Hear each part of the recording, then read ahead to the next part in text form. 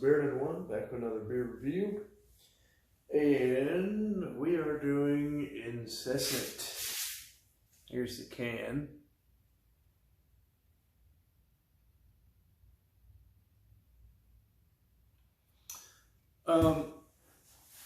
It's a New England IPA from Bell's, and that's all I have to say about it. That's all Bell's has to pretty much say about it. The kind of the gist behind Incessant is that they were asked incessantly by fans of Bell's to make a New England IPA. So here we are. This could be my first Bell's beer ever. Not only my first Bell's review for the channel, but first Bell's beer ever. They're pretty... Maybe I've bought a Bell's beer before. I can't remember. Anyways,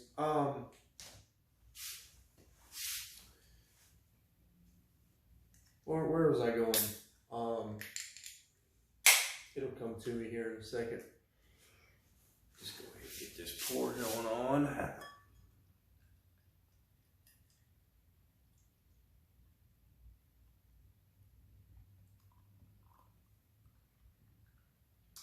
Oh, now I remember.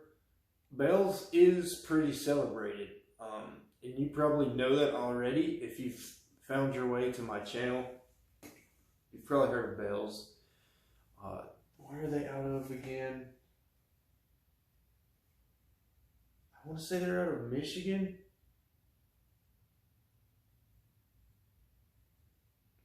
Comstock, Michigan. So yeah, that's correct. What else was I going to say? Oh, the Bell's Two-Hearted Pale Ale. Or maybe it's a Two-Hearted IPA. I'm not sure. Never had it. But it's been voted on like 3 times running, 3 years in a row, by the American Homebrewers Association as the best beer in America. So homebrewers really respect Bell's. So we'll see if I respect Bell's. It's a New England IPA. What can I say about it? Very juicy looking, haze bomb. You know, I feel like New England IPA kind of started the haze craze. Were there beers that were hazy before the New England IPA? More than likely. But I just feel like the haze craze started with this particular style of beer. So again, yeah, very hazy. Kind of clarifies down at the bottom, but nothing too clear. I don't think I could see all the way through it. I can tell there's carbonation going on. There's bubbles rising to the top, but I really have to look for them. That's how hazy this thing is. Pearly white, foamy, frothy head. I wouldn't say the retention is there, but the dissipation was semi-slow. I mean, I guess it retains the head somewhat. What's the percentage on this thing? 8.5%. Shelf life is 3 months.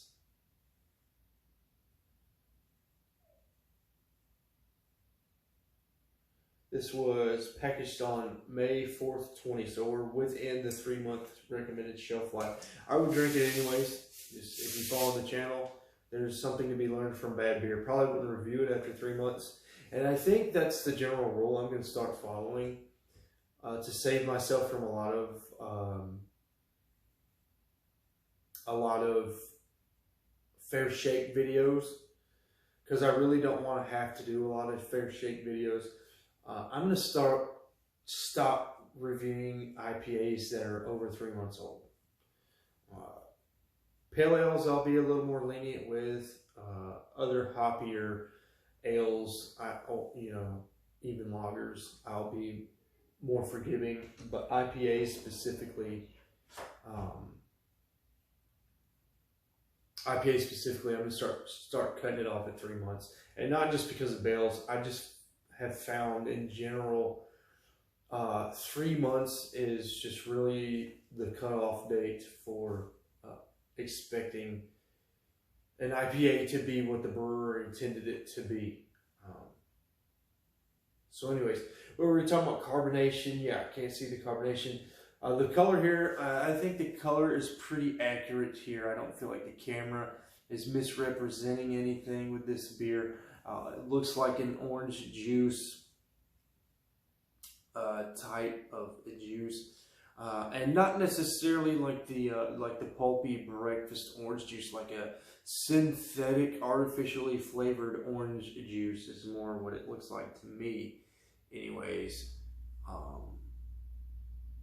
the head is retaining. It's not very great head, but it is retaining as we're talking about the appearance here. Quite pleasant aroma, a subtle complementary aroma of hops that are complementing the orange, the pineapple. I want to say they said hibiscus on the notes, but I hate reading notes. I'm not familiar with hibiscus, so I doubt I'll pick it up.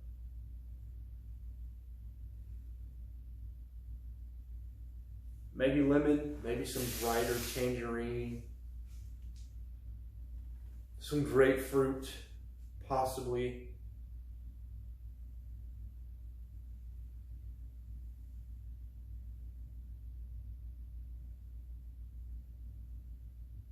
Pineapple, I'm picking up pineapple now as I swirl it around.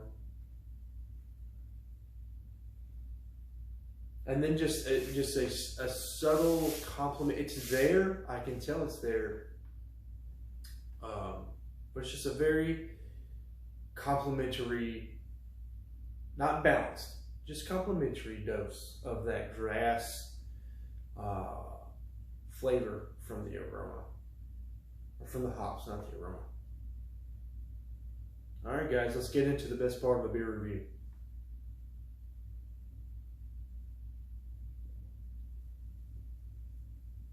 So the first thing I want to comment on is the mouthfeel. This thing almost tastes like there's lactose in here. I'm not going to say there's lactose, but it's a very creamy mouthfeel.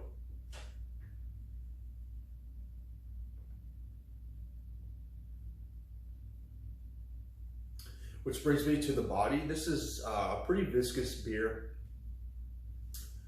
It's leaning towards heavy almost. Not like a stout heavy, but I mean for an IPA, this is one of the most viscous beers I've ever had. For an IPA, I don't know if I clarified that. My brain's all over the place.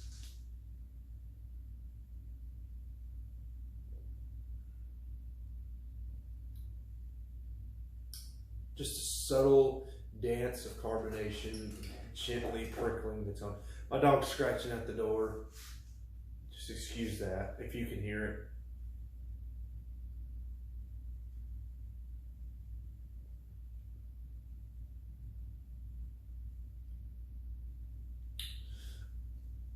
Maybe a light crackery white bread, maybe just a little deeper than crackery white bread presence in the malt.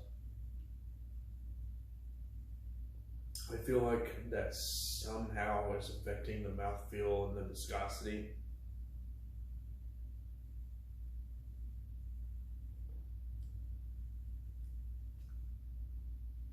A kiss of the water. The water is a decent afterthought here.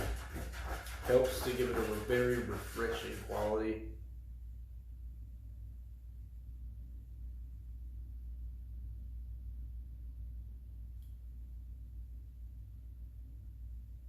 And then the obvious, the very obvious New England IPA flavor profile: orange, pineapple, grapefruit.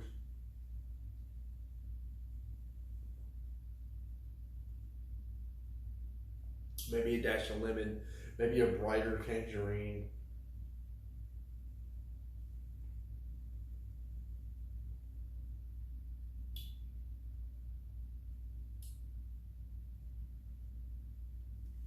apple, just all those standard, all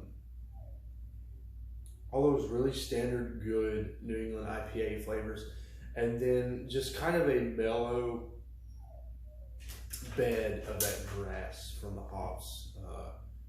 I think is featured great.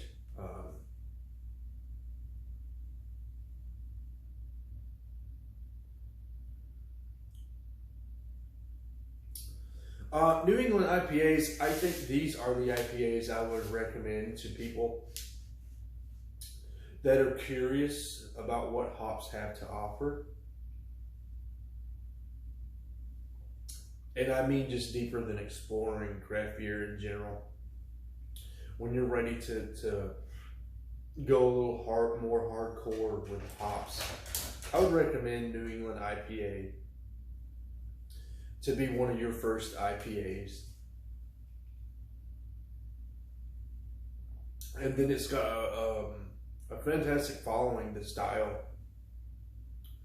So, I mean, you know, something like this,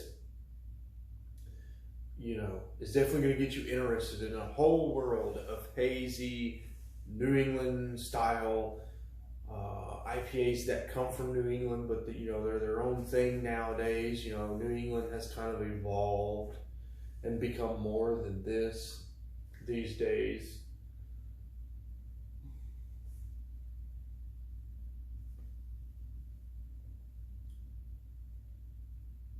Definitely not a dank West Coast IPA here. Definitely sweeter. But they did pack enough hops in here to, I don't want to say balance it out. This is a super sweet beer, but it gives it enough complexity to where you're not turned off. It's not cloyingly sweet.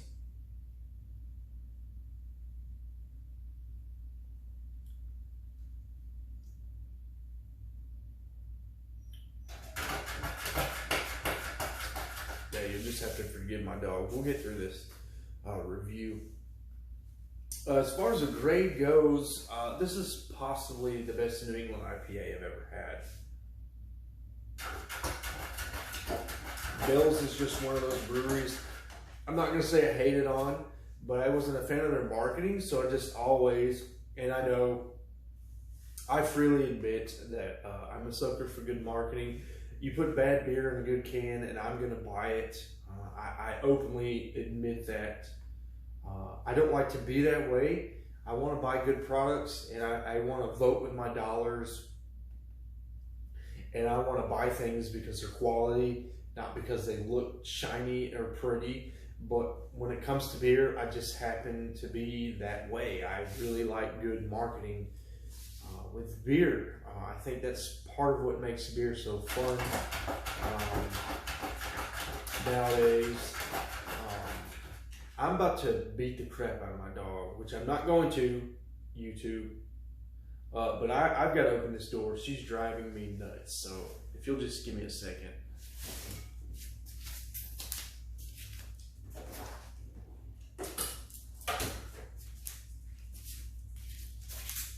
She might make an appearance here on camera. Yeah, here she is. Had to see what was going on. Had to be included on the review. So what would I rate this beer?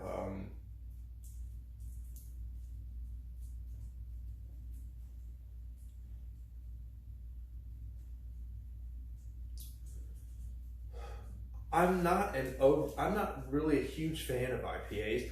I like IPAs now. I feel like I'm there with my palate. I actually seek out and purchase IPAs as drinking beer now. Never thought I would do that, even when I was developing an appreciation for IPAs. But I just still have not had a single IPA where I'm just like, that's 100 easy, out of this world beer. I still just overly hopped beer is just still something I can't get past. even though I'm thoroughly enjoying this beer. I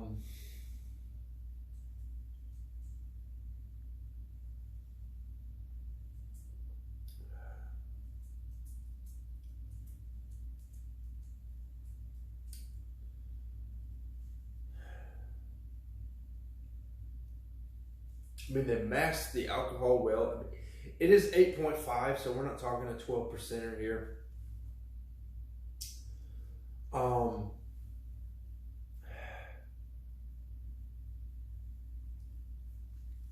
Like, I'm trying to find something bad to say about this beer, and I can't. And I'm not trying to be unfair. But I want to give the most honest rating possible. And so I'm going to go...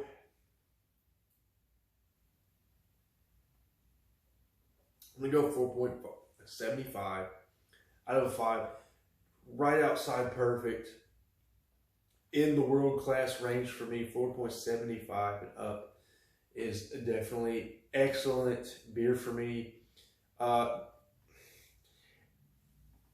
think where I was trying to knock it is just, it's a style I don't really care for. And I do review these based on personal preference. But I also feel like I shouldn't compare one beer to every other beer like it, to every other beer I've ever had. And so in keeping with that philosophy, this deserves a 4.75 out of a 5. It's a dang good beer by itself. A perfect representation of the New England IPA, the highest IPA I've rated to this date. So I guess this is the IPA for me.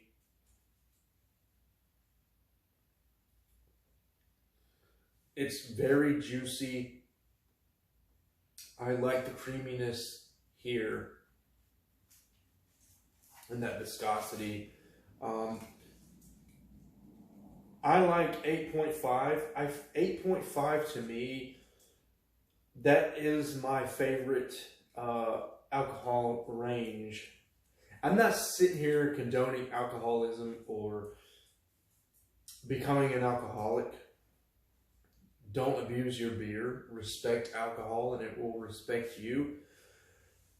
But a pint-sized can at 8.5% alcohol, that is the perfect way to end the day. You know, I just took my final and I'm feeling pretty great at half of this glass.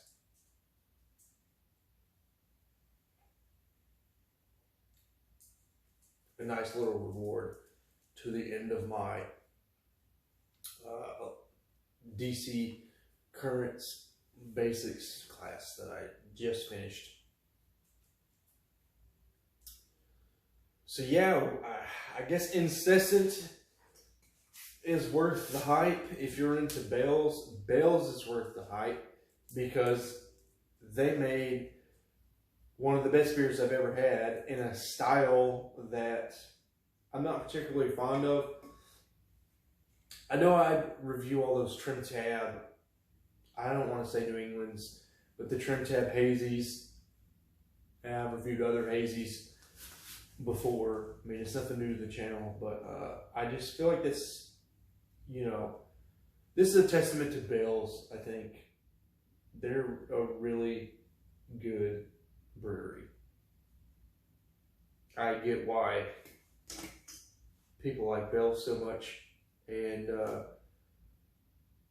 I'm definitely going to hunt down more Bales now. I'm definitely going to review the flagships now. I'm just rambling at this point, so I'm going to stop trying to think of things to say. I'm going to end it here. Incessant Bales, 4.75 out of 5. Until next time, guys. Cheers.